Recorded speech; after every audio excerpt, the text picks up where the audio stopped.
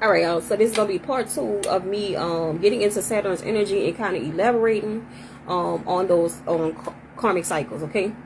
So as above, so below is something that we need to understand. Universal law. All right. The law correspondence states this. Okay. So I urge everyone to get to know universal law, get familiar with it, so you know what we're dealing with here in this plane of existence. Okay. As above, so below. Many different levels, guys. All right. So Saturn, like I say, is the planet of karma, discipline, restriction. Okay, this can also again be seen in your birth chart. Okay, so wherever Saturn sits at in your birth chart, that is going to be the area where you experience the most resistance. Okay, but it's not anything negative. It's just a spot or a place, an aspect in your birth chart that shows you where you're going to need to put more focus at. Okay, to learn to get past certain things. All right. So in certain areas, you might find that you're restricted in those areas. You might find yourself learning the hardest lesson in those areas, depending on where that sits at, where Saturn sits at in your birth chart. Okay. So when we think about karmic cycles, all right, they're always there to teach us lessons. All right. So I always like to start off with a focal point. This is really what the shadow work gets into too, discovering those things.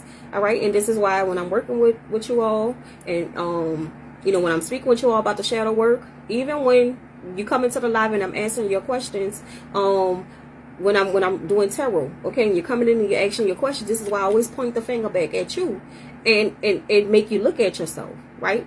Because wherever you're questioning yourself at the most, wherever you are confused at the most, wherever you feel the most restricted, wherever you feel like cycles are repeating itself, that is going to be your focal point. Okay. So in a nutshell, that's basically what Saturn energy is about. All right. It's about learning lessons. Everything down here, despite what you might think, is about us learning lessons so we can elevate to the next level. Okay.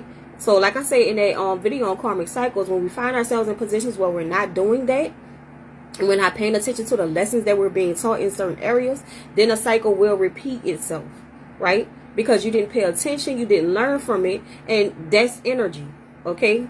So that is the energy that you're carrying. So as a result of that, that is the energy that you're going to draw in. Again, you're going to draw that same experience in. It might look a little bit different, all right?